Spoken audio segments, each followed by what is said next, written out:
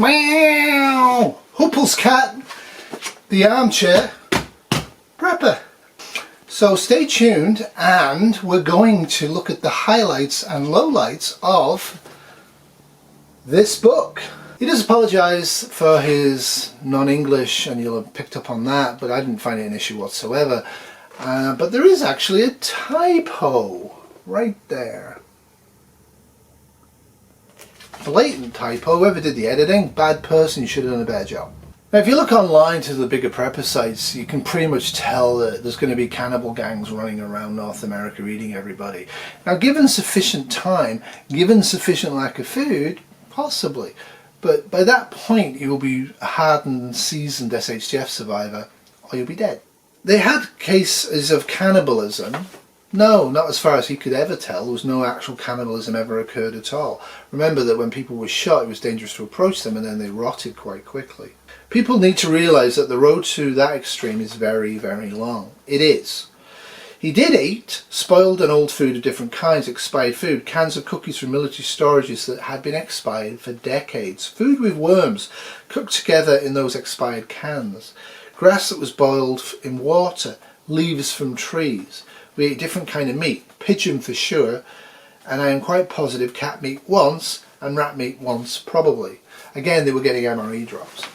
You spend a year in grid down and you're going to eat everything you can find. So that means that there'll be very little food, if any food, available in an urban environment very quickly as SHTF, and in a rural environment I think the same thing. So what was violence like? Violence was shocking, that's what he says. I can say that at the beginning people acted very brave. Yeah, at the beginning. Later on they realised it was better to live than to be brave.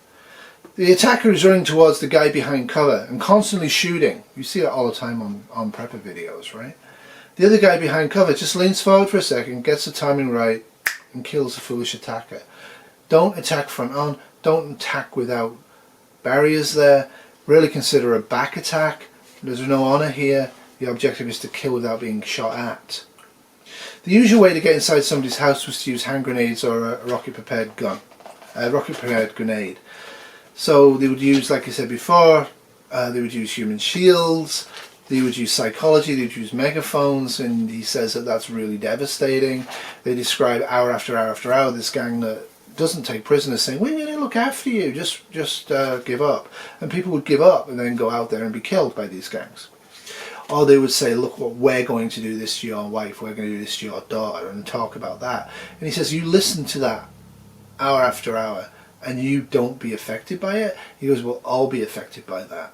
You know, if you've got 150, 200 people going through the streets, searching every house, looking for anything they can get for themselves and killing anybody that stands in their way, you may have to spend 48 hours hiding in rubble, but staying awake the whole time in case they come into that area.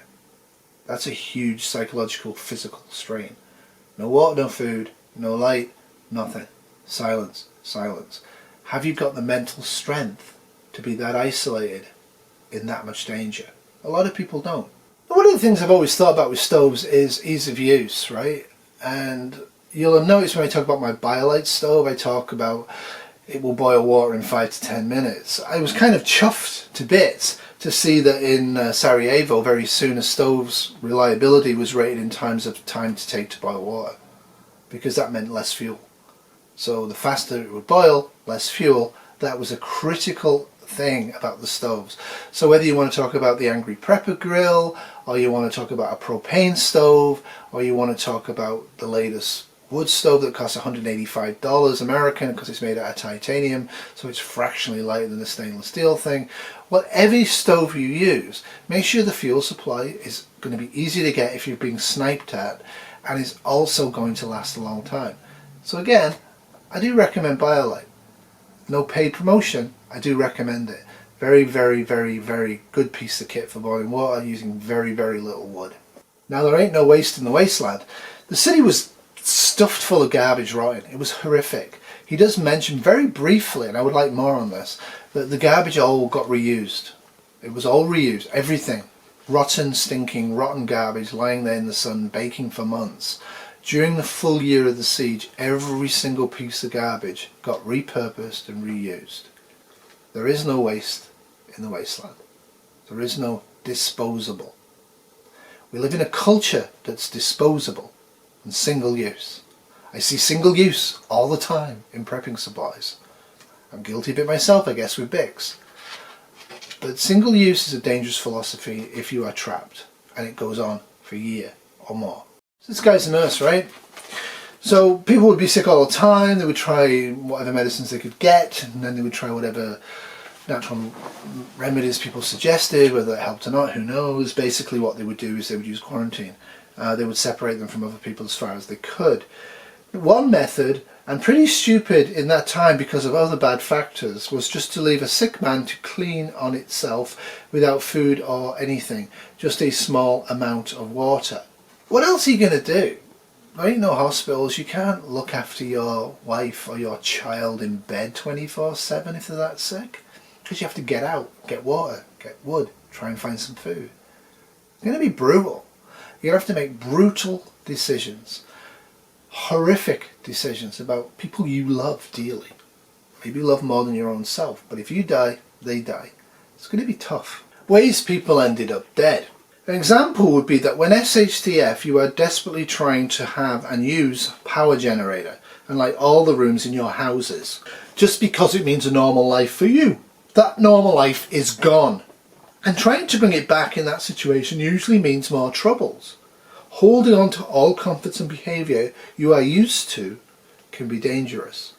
And yet, you see these big name preppers all the time talk about maintaining normalcy for their families and their kids. You can and you should have as many hand sanitizers, soap, disposable face masks, etc. as possible. But still end up dead if you're not ready to accept the fact that one day you might have to eat roasted rat or pigeon. Pigeon's actually a delicacy in France, isn't it? Well, it is in Quebec. Might be they're French. To not starve. You might be forced to hug a dead guy in order to survive. Now, he did talk about that in the book. Now, I would go further than that. If you are in a situation where there are dead people around you and people are coming to get to you, wherever possible, actually put yourself underneath rotting corpses. The more rotting, the better. People really don't want to touch corpses. They might hit it with a gun butt, but again, if they shoot or hit you with a gun butt or stick a knife in your leg, you'll have to be silent and not react, or they'll find you and kill you. Death is better than life, sometimes, but if you really want to live, you better be prepared to really, really suffer silently, because to be honest, nobody cares. If you have a bug out group, look at the guy in the bug out group you really, really like, right? Next time you're out there with training or drinking beer and eating pizza, think about the guy you really, really like in your bug out group. Imagine he's been shot 5 or 6 times in his belly, and he's lying in the street, and the snipers are still there, and he's screaming for 24 hours for his mother for help as loudly as he can.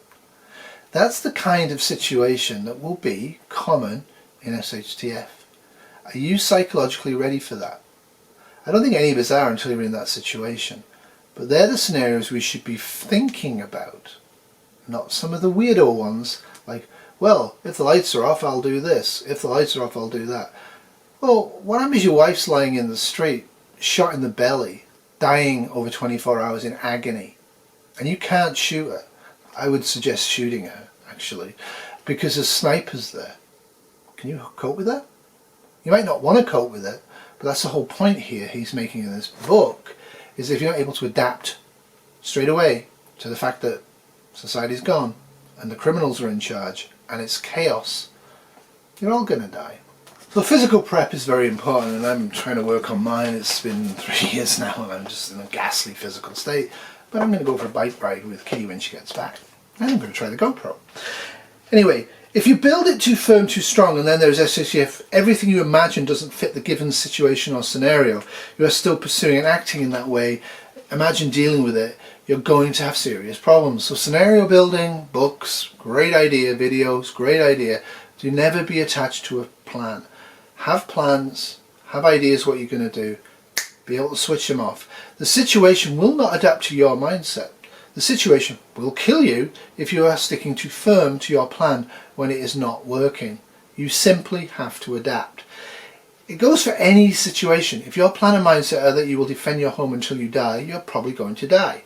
Whenever I hear people say, I'll do that when SHTF, or I'll do this when SHTF, I feel sorry for them. With SHTF, you will adapt and change your given plan according to the situation, or you will not survive. Violence is a tool. So that's what he talks about. He talks about law, he talks about what's going on. People don't pay attention to others now, and those who didn't in SHTF didn't last that long. Groups came together very quickly, and groups came and went. They raped women, they did torture people in odd ways just for giggles. Not a lot of that happened, but enough of that happened. Irrational hate to other groups was there, people burning alive, private prisons, you know, children being killed. People would be forced to have sex with their own children or with their grandmothers just for giggles from some of these people. So basically, you don't want to get caught. You want to hide. You might want to fight, but you might die. But as far as you can, remember, even regular folks can become so cruel so fast.